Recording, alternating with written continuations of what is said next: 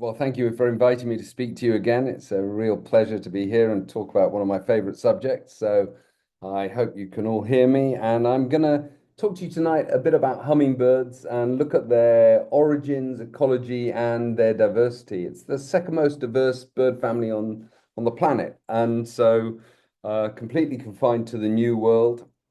And yeah, we'll take a little wander through the wonderful world of hummingbirds now.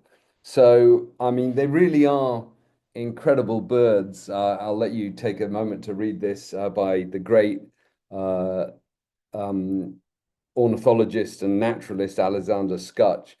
But basically, it is amazing that these tiny little things, they've got a heart, they've got lungs, they've got ovaries or testes, they've got kidneys, they've got a digestive system, they've got a brain. It's all packed into a thing that can, at the small end of the scale, half the weight of a dry tea bag. And you've got this flying thing that's half the weight of a dry tea bag, doing everything we can do, basically, all the functions of a body like us. So really, it is pretty amazing that amongst the little things, the warm-blooded animal that size, it's almost unparalleled. Some of the very small pygmy shrews and things, and some of the very small bats are similar, but it is pretty amazing. So I want to talk to you about what hummingbirds are. And it's very interesting that they sit in a clade called the Strysores. And the Strysores is a clade of mainly night birds to begin with. So you've got nightjars, oilbirds, potus, frogmouths, owlet nightjars. And then at the end, you've got the apodiforms, which are the tree swifts, swifts, and hummingbirds together. So we'll just have a quick wander through these. And so the Strysores, you can see there's these groups here, these families, with quite a lot of species in some, like nightjars and swifts, quite diverse. But then hummingbirds, 366 species, massively more diverse. The other thing that's really interesting here is that five of those groups are strictly nocturnal, and they're nocturnal, aerial, including saline, the frogmouths and the potus, invertebrates, and even some vertebrates. Oil bird's a bit weird. It's an aberrant one. It eats fruit with echolocation, but it's an aerial feeder and it's nocturnal. And then at the end, the podiformes, you've got these three families, the tree swifts, swifts, and hummingbirds that have become diurnal again, and they're all aerial feeders. And the first two, the tree swifts and swifts, are carried on eating invertebrates, and then suddenly you got to switch to nectar. And so it's quite interesting how in this group, the Strysores, you've got these very brown birds. So let's just have a look through. Here's four nightjars taken kind of at random. Grays, browns, blacks, and whites predominating depending on the substrate they're on. We all know nightjars. Here's oil bird, very brown, nocturnal, listed in caves. Here's three potus, grays, browns, and blacks and whites again, but very little color. Again, frogmouths. Here's Hodgson's frogmouth, the male with the chick on the nest and the female roosting nearby. Completely different color phrases, but again, we're going grays, browns, and blacks. Here's barred owlet nightjar from New Guinea. Again, very gray brown. Here are tree swifts. So we're coming into the apodiforms now. A little tiny bit of color appearing, but not much really. It's still browns, grays, a little bit of sort of blue sheens and that rufous on the cheek of the whiskered tree swift. And that's on a nest there. You can see a very small cup nest, very similar to a hummingbird. Then you've got the true swifts. Again, we all know swifts, browns, blacks, grays, with white rumps and collars and things. So where do we get these incredible, colorful birds from in that group? So the common ancestor of the swifts and the hummingbirds comes from 52 million years ago. The specimen was found in Wyoming, and it's an intermediate bird between swifts and tree swifts. We won't worry about all the details. We could talk about it for half an hour. I put a reference down there for a very interesting paper if you want to read about it. But this is the point where there's the divergence, 52 million years ago. And then the first true hummingbird is actually from Europe. The earliest specimens, Eurotrochilus, two species in the genus Eurotrochilus, which means the European hummingbird. The first one was Inexpectatus, the unexpected European hummingbird, in its scientific name, was found in the Mosul pit just south of the city of Frankfurt, a great fossil site in Germany. But there are now specimens from Poland and France as well. And these, they clear adaptations for hovering flight and nectivity, quite a long bill, 15 to 20 millimeters, and the maxillary processes, the bones, are separated as in modern hummingbirds.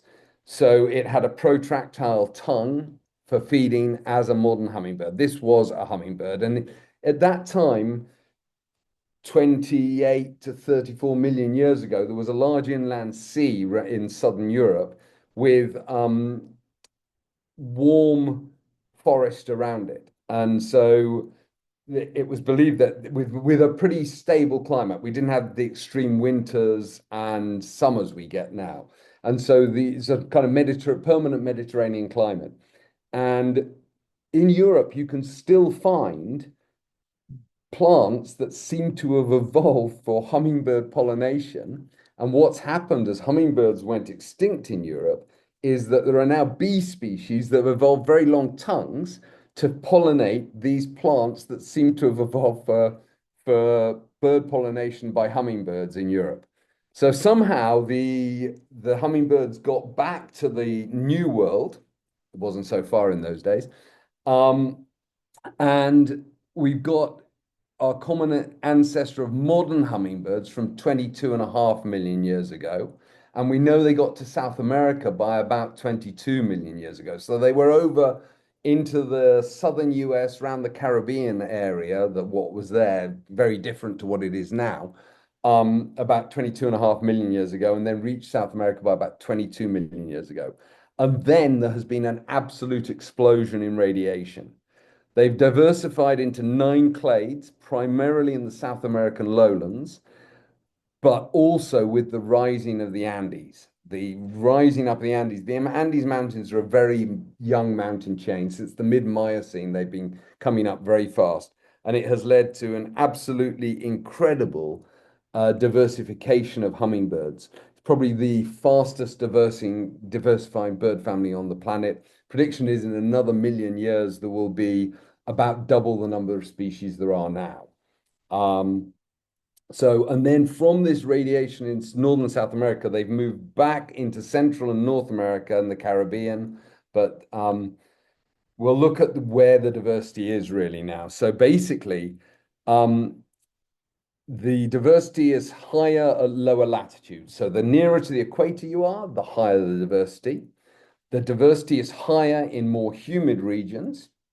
So that's oceanic currents, etc., come into play for creating those areas. Diversity is higher in montane areas. It seems like the peak diversity is about 2,000 meters in the Western Andes of Ecuador. Highly, very, very humid. It's part of the Choco biogeographical region. Very humid, tropical forest in tropical montane areas, 2,000 meters right on the equator. So this results in that 4 countries, Colombia, Peru, Ecuador, and Venezuela, all northern Andean countries of northern South America, have over 100 species. Here's a bit of a graphic showing the diversity of hummingbirds by country. So you can see Canada's got 11 in North America. North America's got 127 in total, which is all the way down to Panama, where I'm speaking to you from. And you can see that number increases. Bearing in mind, there's a bit of fluctuation depending on country size and how mountainous those countries are in the small countries in Central America. North America, the United States, is slightly aberrant because there are so many birders there. They get quite a few vagrant hummingbirds from Central America and Mexico creeping across the border, which kind of inflates their number slightly. But you look at South America and you've got that arc from Venezuela, Colombia, Ecuador, and Peru, all over 100 species. Brazil, much bigger, very, very high diversity in Brazil, but it doesn't have the Andes Mountains, so only the 80 odd. So, and then as you go south to Argentina and Chile, Argentina, quite a few because it's much more humid. Chile, very arid, only 9 species, although 2 endemic species. So around the Caribbean, not huge numbers, higher numbers nearer to the coast of South America. So Trinidad and Tobago with 17, the Bahamas with 6, and then the other islands. Puerto Rico is a kind of interesting one with 7 because it gets the greater Antillean diversity, but it also reaches the top end of the lesser Antillean diversity of about 6 species scattered through the Lesser Antilles. So what are we looking at in hummingbirds? So we got these 9 clades of hummingbirds, and we can look at this graph which shows in millions of years ago the diversification points. And you can see the diversification of the common ancestor about 22 million years ago, and then these really fast radiations about 15 million years ago, this massive Andean radiation, the Andean clade going there. And then things like the bees and emeralds, which went further north. You can see by the color, the black bars on the right show when they're in North America. The red is the Caribbean. So there's been multiple colonizations of the Caribbean and North America. But really, it's especially the mountain gems, the bees, and the emeralds that have gone north. The other diversification, with the exception of a few of the mangoes that got into the Caribbean and up into Central America, really has stuck in South America. So here are the 6 subfamilies and 9 groupings, including some tribes because they're so distinctive, showing the continents they're in. So you can see not very many in North America, quite a few in Central America, the Caribbean, a few, but it's really South America that takes the diversity. So let's just work through those. So one of the oldest groupings, the first branch off from the hermits was the topazes, the Florisuginnae. There are only 2 genera and 4 very different species. One of these, the white-necked jacobin, this is the most widespread of these species, does go up into Middle America, but the others are confined to South America, and they're all birds of humid tropical lowland forests. Then we got the hermits, the Phaethornithidae. This is a lovely subfamily of very unique, very dull colored, really, lowland forest interior hummingbirds. And they tend to feed by trap lining, which is going circuits round flowers. They have dispersed leks. And the peak diversity of this is in South America, quite a few going up into Middle America, and just a single species that creeps out onto a couple of Caribbean islands, the close ones to Venezuela, basically. Then we get the mangoes, the Polytiminae, 12 genera and 30 species. And you can see here quite a few getting into Middle America and one into North America proper, but most of the diversity around South America, but quite a few getting into the Caribbean. This is one of those groups that managed to get out there and spread around a bit more. The coquettes and allies, the Lesnini, this is a fantastic little group of birds. We'll talk a bit more about their kind of special ecology later on. Really South America, just a few creeping into Middle America. Big radiation in South America of these very small, beautiful birds. The brilliants, quite big hummingbirds, strong flyers, forest birds from, again, mostly South America, couple going up into Middle America, only just around Panama and up into Costa Rica and things. Giant hummingbird, this is one genus and either a single species or probably 2 species. There's a migratory one and which was described in 2024, but hasn't yet been sort of fully accepted. I think it's a good split. I've thought that for about 10, 15 years that it deserved to be separated. The world's largest hummingbird, about the size of a starling in length, weighing up to 20 grams. And then you've got the mountain gems. This is a real Central American clade. A few creep into South America. The star throats basically go into South America, which in this clade, the true mountain gems are Central America and North America. And then the bee hummingbirds. These are the tiniest ones, including the famous bee hummingbird from Cuba, the smallest bird in the world. a big diversity, and spread from north right down through to South America. So really one of the most wide, sort of evenly distributed um, groups across that northern range. Um, and then the emeralds, a very diverse group, 115 species, 36 genera. Again, mostly South America, but lots up into Middle America, a few getting into North America and the Caribbean as well. So that's the group. So what are hummingbirds doing? Well, they're primarily nectarivorous. All species, though, will also take small invertebrates. They generally catch them on the wing when they are taking invertebrates. There are some that will glean from leaves, and some will even take things out of spiders' webs. So, but mostly 80, 90% of their energy is coming from nectar. Depending on the species, it varies slightly. And they have evolved, and the plants have evolved in a mutualistic way to produce bills on the hummingbirds that enable them to feed in the plants, and for the plants, flowers that attract hummingbirds and are efficient pollinating mechanisms for the plant. So there's many different bill sizes and different strategies for different habitats and different plant species. So this is a swallow-tailed hummingbird in Brazil, feeding on a nice little tubular corolled flower. Red, classic hummingbird flowers, often red. Here's this, just to give you a range of the bill sizes. This is the bird with the shortest bill, about 9 millimeters. This is a blackback thorntail, which is endemic to the Santa Marta Mountains of Colombia. And this is the longest bill length of all hummingbirds, the longest proportional bill length of any bird in the world. The bill length can nearly equal the body length. It actually can exceed the body length if you don't include the end of the tail feathers, but nearly, and this is the fabulous sword-billed hummingbird, which is in the Andes and is a specialist on passiflora flowers, those big, long, tubular ones, and that genus that used to be called Datura, it's much more complicated than that, but we'll just call it X Datura.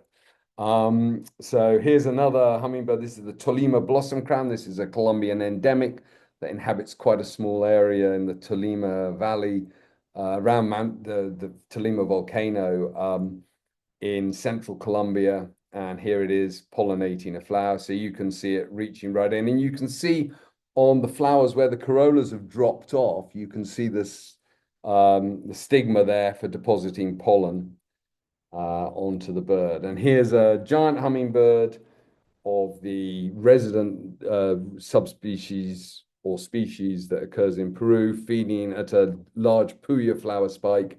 And it's just pulling out of that flower, and you can see pollen flying everywhere, and its bill absolutely covered in pollen.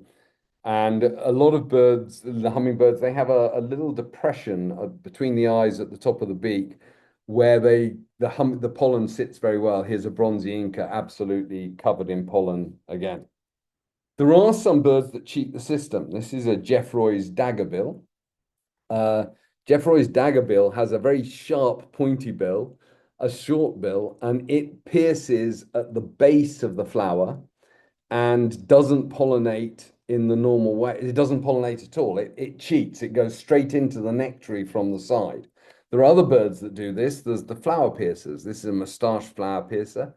And it has a little hooked bill for making a hole in the base of the flowers. And so the flowers protect themselves. Here you can see at the base of the corolla, you've got this little sheath. And here's a black metal tail using the hole that a flower piercer has already made to get straight to the nectary. So this bird, obviously, with that length bill, it cannot pollinate that flower. It can't feed from the nectaries. So it's cheating the system here, as is this black-tailed train bearer. This is feeding on one of these plants that was Datura previously.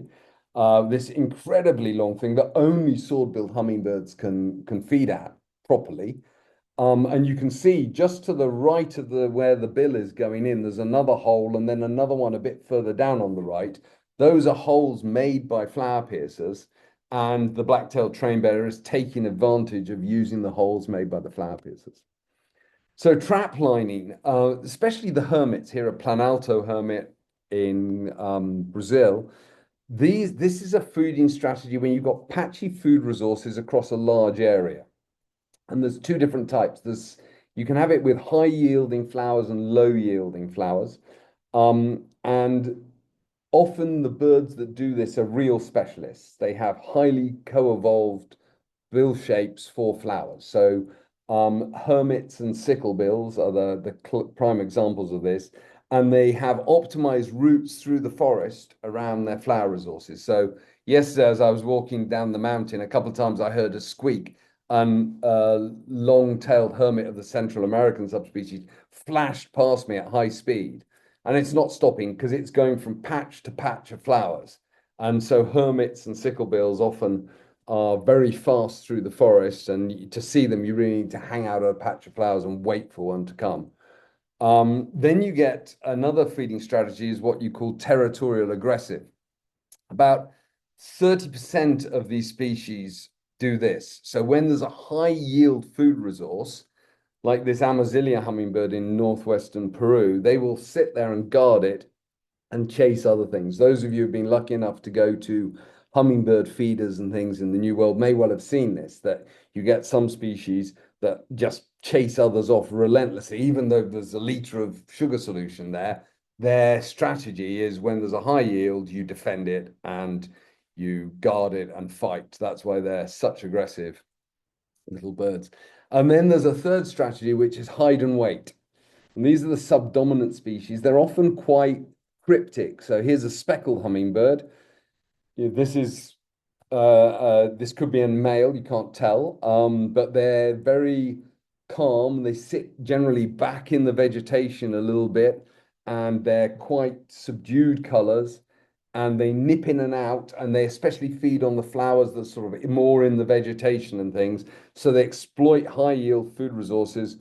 Well, the dominant ones don't see them or are distracted by fighting each other. So those are the three main forms. And then there's the special one for the coquettes, thorntails, and woodstars. And a lot of these are very small. I said we talk about this group. They're very small. If you remember back to the coquette at the front and the picture where I said we talk about this, you see that white stripe above the tail and the short tail, and they have a very buzzy flight, a real hummy flight. And it's thought that they're mimicking bumblebees. So this allows them in. They're very small. They buzz around slowly, and they've got that stripe on. And it means that the dominant aggressives kind of give them a pass because they just put them into the world of, oh, those are bees and stuff. They will chase them off at times, but they get away with it a lot more. And so these are some of the most spectacular small hummingbirds.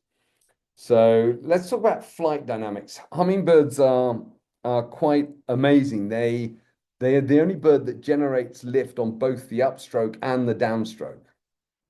This allows them to hover, and it also allows them to fly backwards and even upside down. At level flight, they can reach 43 kilometers an hour. It looks like they're going a lot faster. It's amazing. You ask people what flies faster, an Andean condor or a hummingbird, they'll tell you a hummingbird. Well, it's doing an awful lot more of its own body length per second, but actually a condor can be doing 80 kilometers an hour. It just looks very slow because it's so big. But in display dives, they have been recorded up to nearly 100 kilometers an hour. Some species. This is a Kepke's hermit which is an endemic to northwestern, well, to the eastern outlying ridges in Peru.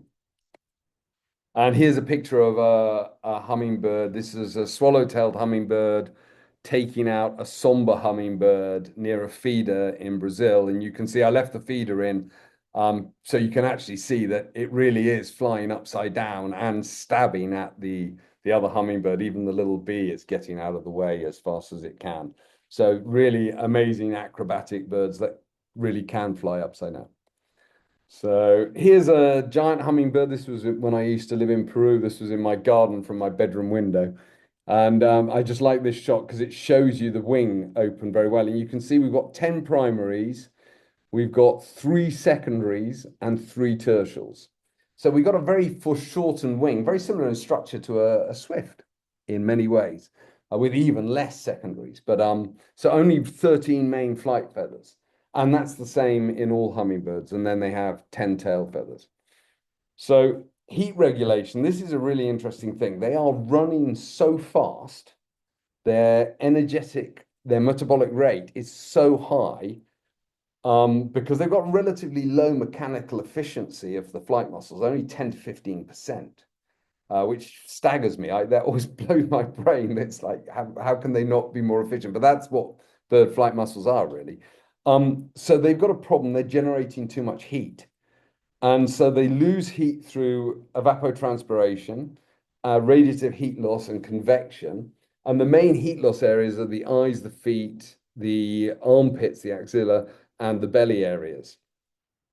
This makes heat dissipation a challenge for hummingbirds in hot conditions.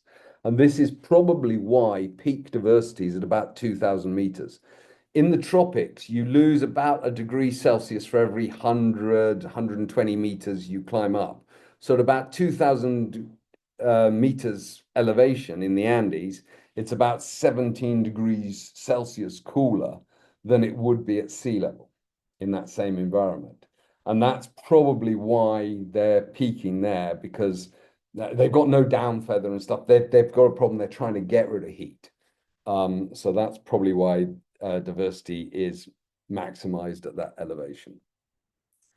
They have a minimal flat layer and no down feathers, as I said. So in cold to very cold environments, they're fine in the daytime when they're generating enough heat, but they've got a problem at night because they can't eat. So most hummingbirds go into what's called shallow torpor at night.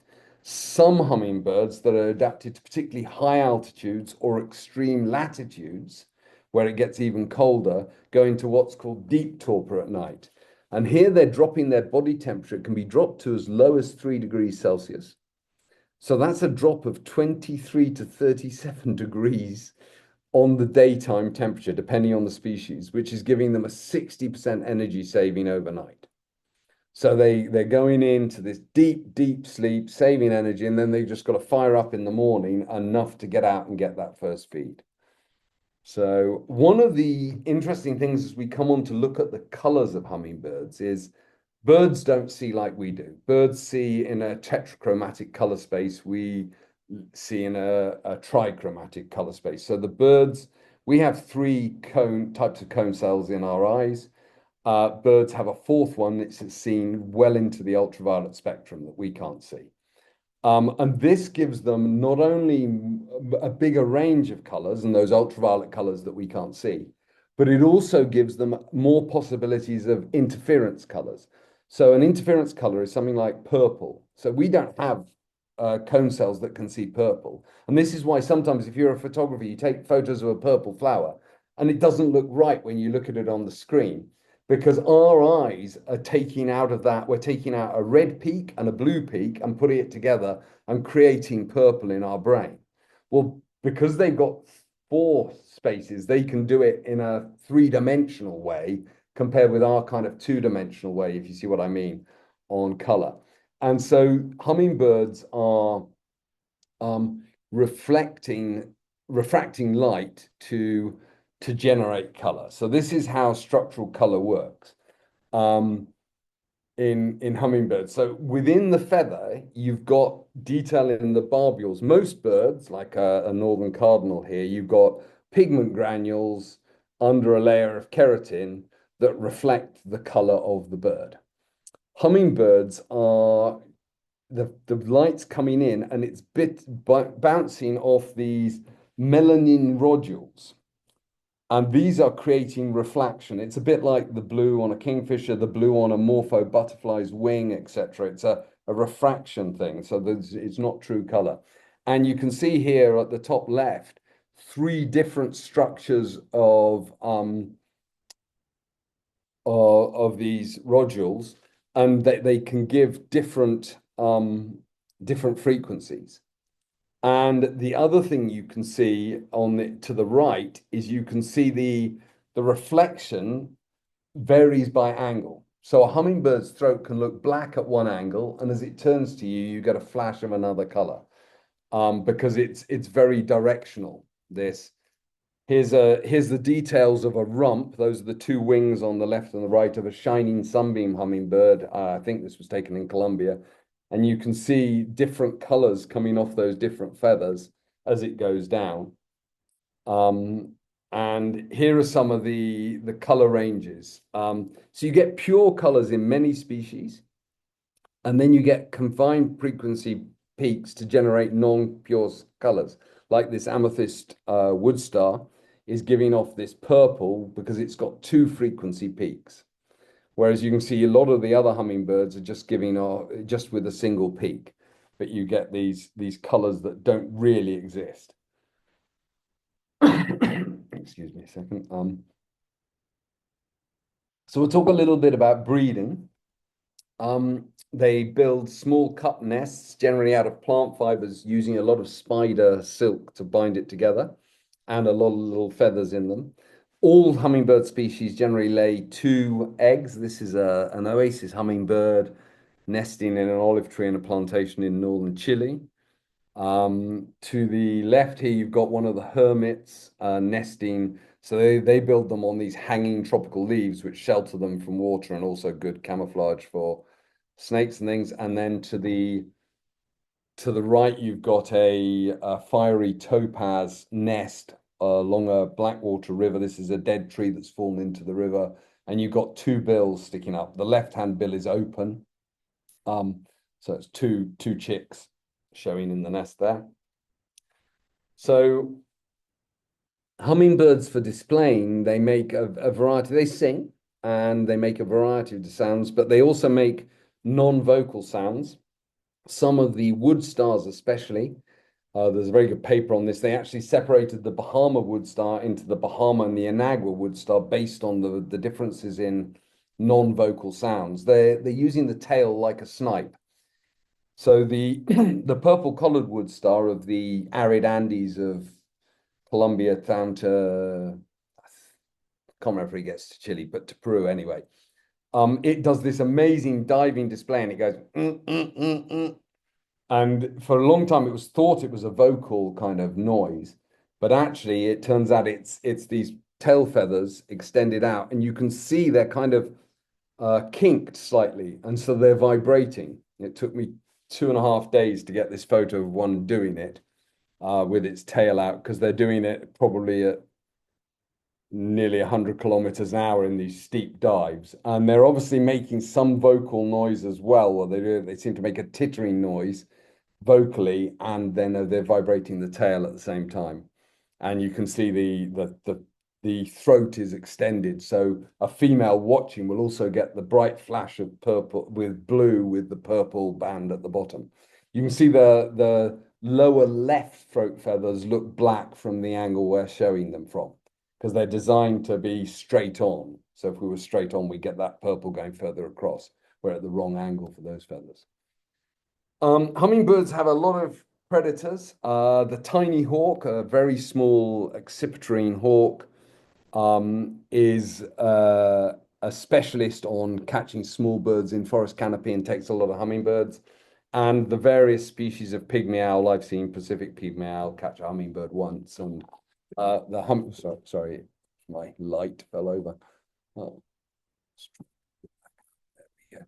The pygmy owls are truly hated by hummingbirds. A very good way to see hummingbirds is play a pygmy owl tape, or find a pygmy owl and just watch. So conservation situation of hummingbirds. Well, two species are sadly extinct. There's another one that's probably extinct. There are a few that are critically threatened, 8. There's quite a few endangered, vulnerable, but most of them are in least concern at the moment. All the threatened species, it's generally deforestation, habitat loss in the areas they were in, etc., or can be deforestation or even habitat burning in some places for cattle pastures, especially species that rely on bushes and things that can grow in grassland areas at high altitude that can take quite a long time to develop those bushes. If you burn it regularly, you lose those shrubs. So it's not a terrible situation, but there are certainly, what is that, 20, 34, 30, 36 species threatened or with extinction or something. So I'm just going to run you through a few of the nice hummingbirds that are out there, give you a bit more of diversity now. This is the crimson topaz. This is one of these, this first family I talked about with only four with the white-necked Jacobin. So here's one of the other two pairs. This I only took this photo about 10 days ago in Guyana. A fantastic hummingbird that displays, a male, displays along blackwater streams in lowland forest and feeds up on canopy trees and vines, or insect catches low over blackwater streams within dense forest. Here's the white-necked Jacobin that's also in that family, and here's the black Jacobin, much more range-restricted bird, endemic to eastern Brazil, down just creeps into Argentina, Paraguay, etc. So in the hermits, you've got a bunch of interesting species. This is a hook-billed hermit from eastern Brazil, quite a range-restricted, threatened species. This is Margareta's great-billed hermit. It's only currently recognized as a subspecies of great-billed hermit, but may well deserve being considered a species. This is confined to a small area of eastern Brazil as well. This is one of the smallest of all hummingbirds. This is minute hermit, again from southeastern Brazil.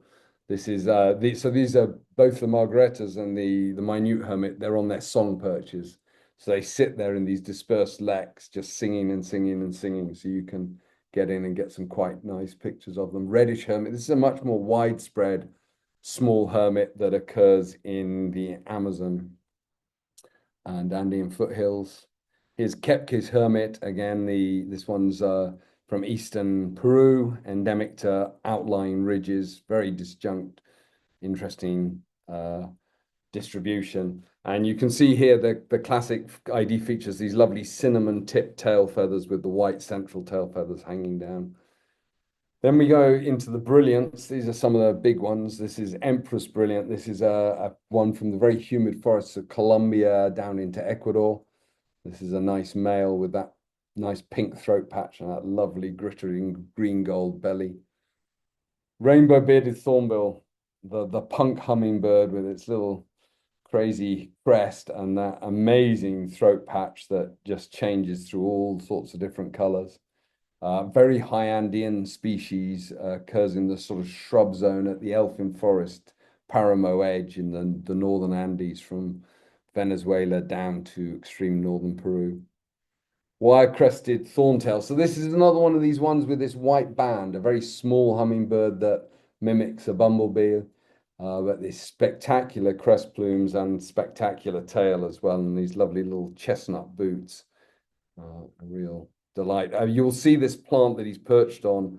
It's called potterweed, and it's a favorite plant of many hummingbirds, and many hummingbird sort of birding lodges and things. A lot have now planted it. Fortunately, it doesn't tend to spread into natural environments. I mean, it is native to the Americas, but it's getting planted in garden settings, but it doesn't go into the wild very well. Black Inca, this is a Colombian endemic, restricted to the eastern Andes of Colombia. Inhabits very dense, shady forests. I don't really like using flash, but I did have to use flash on this one because it is such a dark environment they tend to live in. Here's the purple-collared wood star, the one that we had, and you can see again those kinks in those tail feathers, and there's the nice purple collar under that glowing blue throat.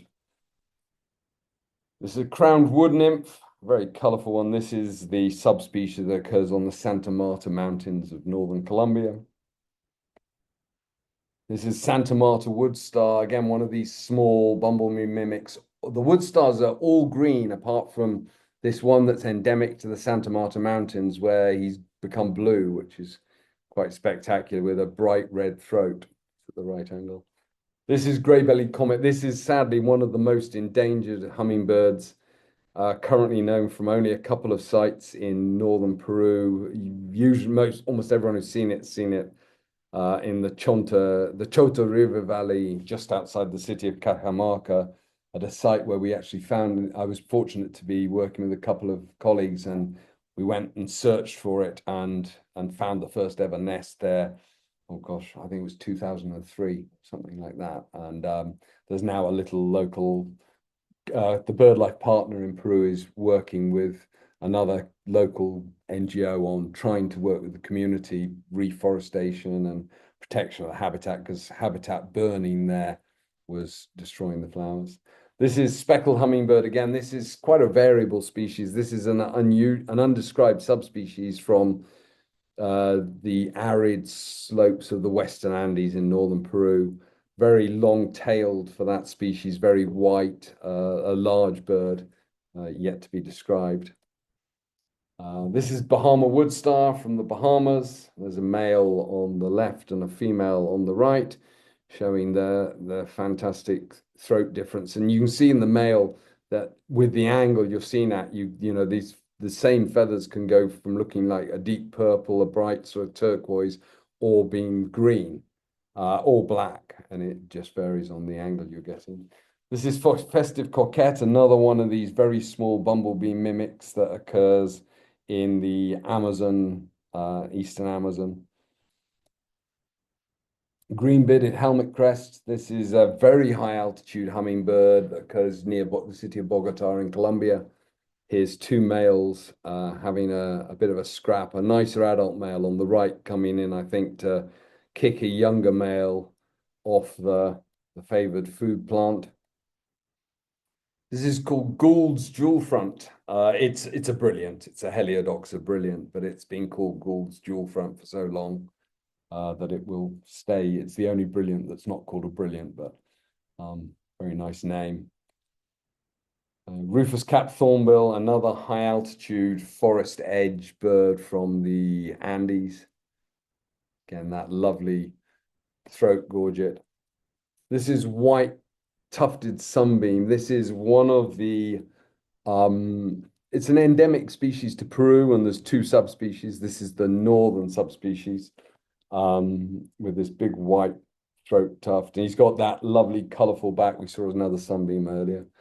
This is one of the most challenging birds. I'm doing a book on hummingbirds, and I got to basically only maximum sort of two photos per species in general. And this one was particularly challenging to photograph because I need the female as well. This is the male, so he's got this purple bib.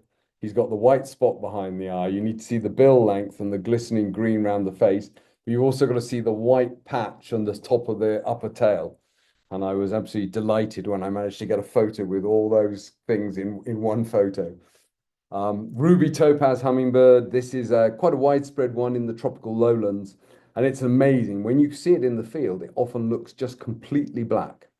You see this sort of weird head shape on a silhouetted hummingbird sitting, and it's a ruby topaz. But then when you get the light right on it, it absolutely blinds you with this beautiful gold throat. But you can see how the shade makes it different, the red and this super rufous tail. Here's Oasis hummingbird. This is the hummingbird that lives in the driest conditions in the world. Lives right down into the Chilean deserts. There's three subspecies. This is the North Chilean one. There's a much shorter billed one in northwestern Peru, which is the smallest one. A very spectacular hummingbird that can live in very arid areas. Brown violeteer. This is an interesting bird this is an adult. You can see from the blue ears and the throat patch. This bird seems to maintain some kind of juvenile type plumage, I think, to go under the radar at flowering trees and stuff. You can see at the side of the beak, it's got like a yellow gape, like a chick, and it retains that as an adult. It's the only hummingbird that has that. Peruvian sheartail, nearly endemic to Peru, creeps into northern Chile and extreme southern Ecuador, down the coastal deserts. Here's a nice male. This is one of my absolute favorites, golden-bellied star frontlet, confined to quite a small area of the Andes near Bogota, and just the absolutely incredible colors on that. That lovely purple throat patch, the little green frontlet, and then that glistening green going into bright orangey gold on the belly. spectacular hummingbird. There's another star front that this is endemic to the Santa Marta Mountains of northern Colombia. Up at very high altitude, you've got the metal tail group, and they tend to be quite dull colored. This is a fiery throated metal tail, and we're not at the right angle. Actually, I think it is an immature male. But to see the orangey throat on this one. Another very high altitude hummingbird, the black-breasted hill star, this one from central Peru near Lake Junin. And it feeds only on, the hill stars feed only on this genus of plants that you can see it perched on here. Golden-breasted puffleg, another Andean bird from Colombia and Ecuador in the sort of humid upper Andean forests. Emerald-bellied puffleg from the eastern Andes of Peru and Ecuador. Absolutely beautiful. One of my favorites, that little emerald green blue patch on the belly around that little white chest patches and the little white puffs. Delightful little bird. Collared Inca, a very highly variable bird, several subspecies of this, generally smart black and green bird with a big white collar on it, the males. Green-fronted lancebill. This is one of the two lancebill species. There's green-fronted and blue-fronted, and they have very long, straight bills, slightly upcurved. They generally live along streams where they feed on quite long corolla flowers, and they probably have one of the highest proportions of insects in their diet. You often see them hawking insects over these montane streams. Here's the shining sunbeam again, with that lovely sunbeam rump, lower back and rump. This is Lazuli saberwing. This is quite a deep forest bird. This is again taken in the Santa Marta Mountains in Colombia. This is copper-rumped hummingbird. This was actually the first hummingbird I ever saw in the wild when I first arrived in Venezuela 36 years ago. Drove out of the city and saw a hummingbird on the roadside wires, stopped, and it was one of these. And that was it. I was kind of hooked. Little wood star. This is one of the smallest birds on the planet. If it didn't have those long spiky tails, it would probably be right there with bee hummingbird in its size. Again, half a tea bag dry weight for this. This is a nice male. Rufous crested coquette. Absolutely fantastic bird. Again, that white rump across, bumblebee mimic with these lovely orange feathers with the little black tufts on the end and the glistening green throat. Here's another coquette. This is the frilled coquette. This is from eastern Brazil. There's a whole bunch of these coquette species. Long-tailed wood nymph, very spectacular bird, quite endangered. Occurs in northeastern Brazil in sort of Alagoas, Pernambuco area where there's hardly any forest left. So it really is confined to a few patches of forest and it's an endangered species. Absolutely spectacular bird. Great Saffowang. This is the second largest hummingbird, and it's one of the only birds that has refractive color on the flight feathers. Most of the hummingbirds have just brown, black flight feathers, maybe some color on the coverts, but here you can see going down onto the primaries and the secondaries, you've got the blue, and when it opens up, the whole wing is blue. And I think it's because it's large enough, the feathers are big enough and heavy enough, it can afford to carry that extra layer of structural color on those feathers. Rainbow star frontlet, a bird from, this is one of the northwestern or sort of central northern Peru subspecies. There's a whole bunch of subspecies with slightly different crest colors and throat colors and things. When I was first working in southern Ecuador, there wasn't a bird book for Ecuador then, we had a bird book for Colombia. So we had to give everything a nickname and then go to the museum later and try and work out what we've been seeing and studying. And this one we called Big Red Hummer. So Peruvian racket tail. So some of the hummingbirds have these amazing, we've seen some ornamentations on the head. We're now going to see some tail ornamentations. This is Eastern Andes of Peru going up into Ecuador. And it has cross tail feathers. Some of you, if you've been to northwestern Ecuador, you may have seen white-booted racket tail. But Peruvian racket tail has these buff boots and the cross tail feathers. Long-tailed sylph, one of the largest hummingbirds in the world by body length, if you include the whole tail. This is the subspecies in the central Andes of central Colombia. And perhaps arguably the most spectacular hummingbird on the planet, marvelous spatral tail, confined to one bank of the Ucabamba River, which is a small tributary of the Marañón in northern Peru. Well, it does creep across onto the other slope in two places, but basically it's only on the eastern side of the Ucabamba drainage. And it's a very interesting, it's, I believe, the only bird in the world where the male has a different number of tail feathers to the female. So the male has these two central tail feathers, which are spikes, and then the next pair of tail feathers are these long, uh, spectacular rackets that do almost a 90-degree bend, and they have control over them. So when they're displaying, they can bring them right up around the head. It's an absolutely tiny bird. The body is minuscule. It's quite big because of the length of the tail. It's subdominant to almost all the other hummingbirds. It get chased by everything when there's good feeding, so it tends to hang out in dense habitats. Here it is in flight again, showing those two rackets, how they often go together. The first time I ever saw one of these, I saw it fly across a hillside quite a long way away, and my brain interpreted it as a hummingbird being chased by two skipper butterflies or something like that. It was, and I was like, no, that must be it. Skippers can't fly that fast, but it really looked like there were two butterflies chasing the hummingbird. So here's the female, uh, so much duller, and she has 10 tail feathers. So you can't see them all there, but so the male has 10 follicles for the tail feathers, but six of them don't emerge. But I believe in the entire bird world, it's the only one where that's true. I mean, there's things like peacocks, obviously, but the big fan tail, those aren't tail feathers, those are greater tail coverts, upper tail coverts. So it really, for true rectrices, it's the only one. And here's the bird that I was looking at for the last few days. I just went 1,200 meters up a mountain called Cerro Hoya to try and see this very rare and seldom recorded hummingbird, glow-throated hummingbird, and get some pictures for the book I'm working on. And I was very pleased to get this male 2 days ago in about this time of the afternoon.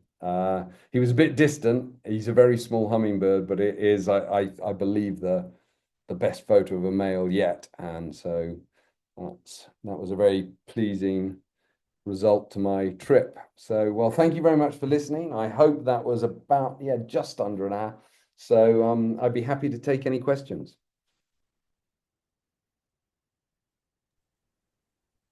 Thanks, Rob. Absolutely fascinating. I mean, what wonderful birds.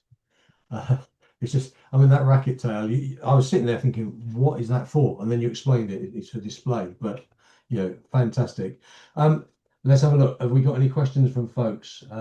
The first one says, my question's already been answered. As I thought I'd read somewhere, swifts and hummingbirds are indeed distantly related. Um, so I made a note earlier. How many species did you say there were across the world? 366, roughly. 366. And have you managed to see most of those for your book? Or I've seen about 330, I think. wow. Um, and I'm not trying to get photos of all of them. So like the ones in Mexico that being Mexico's the country where I've got most to see. Those photos exist. So, but I was particularly keen to get this one because there aren't very good photos. There are a couple of photos I could have used, but I also wanted to see it.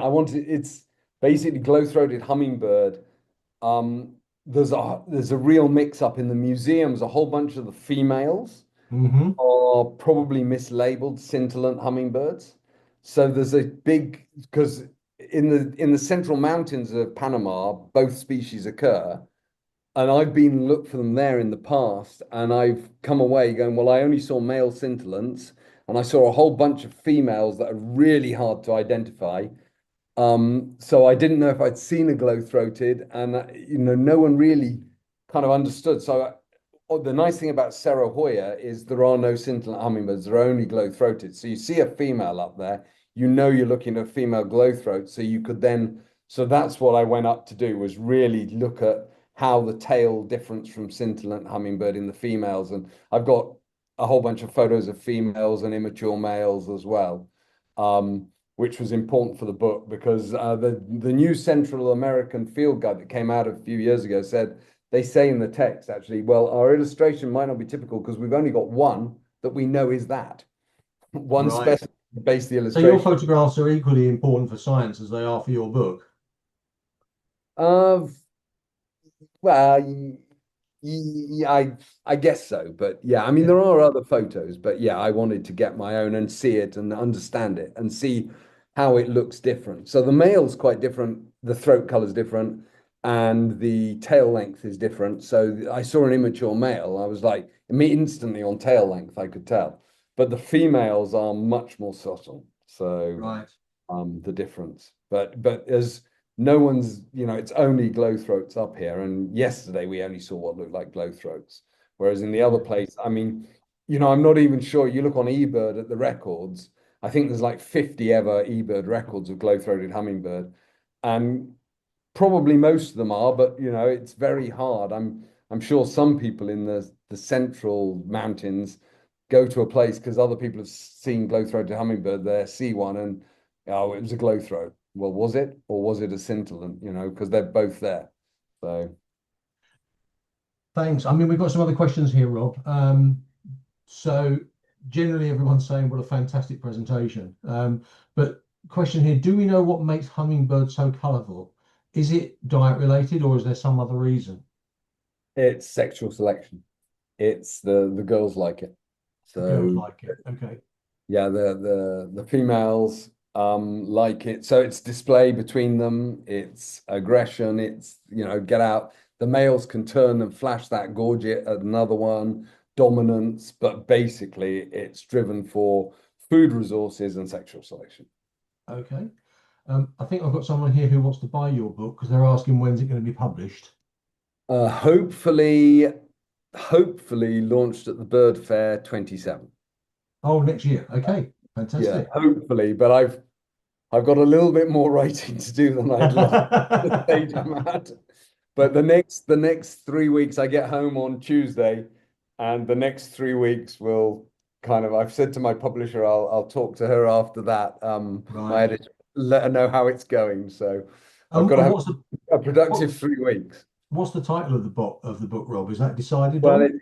it's hummingbirds. I mean, it's in the series like there's woodpeckers and owls of the world, but Yeah. like hummingbirds of the world, well, there aren't any in most of the world. It's almost a bit redundant. So I think it's just going to be hummingbird. Hummingbirds. Yeah. So Brilliant. that'll be up to the publisher as much as to me. So Right. um, Um, so someone else said, do you genuinely think that those that are in trouble have hope for the future? Are there initiatives in place to help?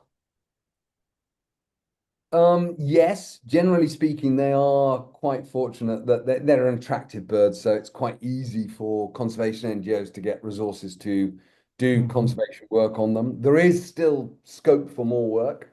There are one or two. I mean, if turquoise-throated puffleg still exists, that's the one that's critically endangered or possibly extinct. If it still exists, it's in really big trouble unless there's something, we really don't know about it. But it Mhm. basically, the habitat's all gone. The last, there was a possible sighting in the 70s. There was a possible, I went and looked and looked and looked and saw something that, but it was so quick. I was like, oh, was it? And I spent 2 more days there and didn't see it again. So, Right. and that was in the late 90s, I think. So, but probably, yeah, there may have been a sighting in the 70s. The last confirmed thing is from like the 40s. So, And most of this is um, deforestation, is it? yeah, it lived in a small area in northern Ecuador, and all the forest's gone basically, apart from one little canyon, and there's probably Right. not enough there.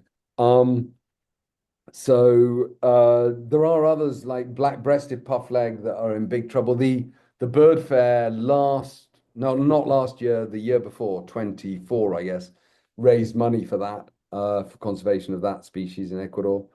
So yeah, there are initiatives for most of them. So there are some that are, we need, fortunately, they breed quite fast.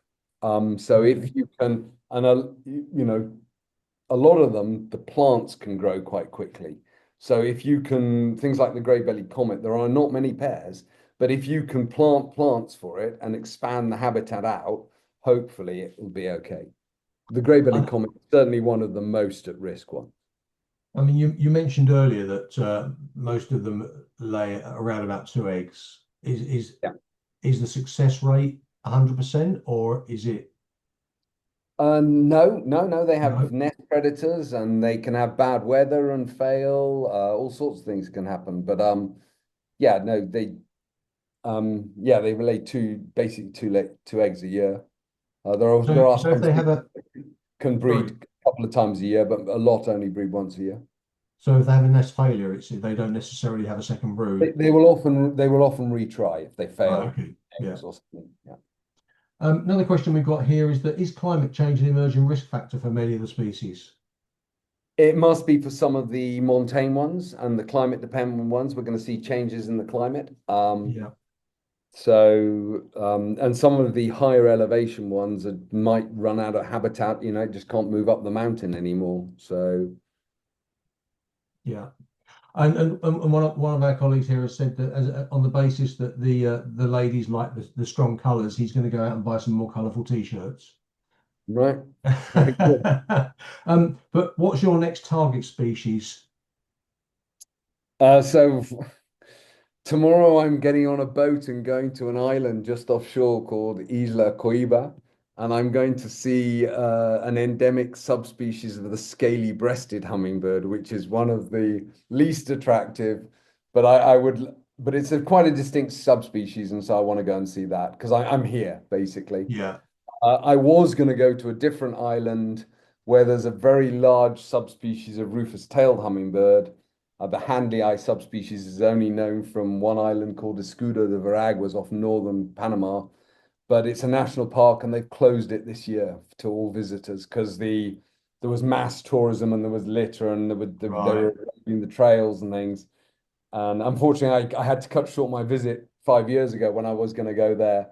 And so I thought I'd go this time. So I called up the guy with the boat and said, "Can you take me?" And he goes, "No, I can't take you there." I said, "I can take you out and we can sail around it. We can't land." I was like, "No, that doesn't work for me. I need to Yeah. land." So unfortunately, because I always wondered about whether that really should be separated as different species, but I can't get there. So and then I'm going to be in Guatemala later this year, and there's a whole bunch there for me. So, Right. but yeah, no, Fantastic. I'm nearly done with photos of my own now. Most of the others I've got people offering me photos of, or I'm Right. gonna try and chase down. Basically, I need to write now. I had a terrible bronchitis in December and January, and I lost 3 weeks that I had programmed for strict writing. So I'm Oh well. Yeah. 3 weeks Yeah. behind where I could be this year already. Yeah. Well, on that note, then, let's just have a look of any more questions. Um, no, people are saying superb talk. Thank you so very, very much. I'll echo that. I mean, I think that was fascinating and a huge amount to take away from that. I mean, I knew nothing about hummingbirds apart from the fact that they were cute, pretty little birds. But you've really opened up all of our eyes, I think. So thank you very much. Appreciate it's late afternoon there. So hopefully dinner's beckoning. No, I think there's going to be a cold beer on the veranda watching hummingbirds. Oh, that sounds even better. So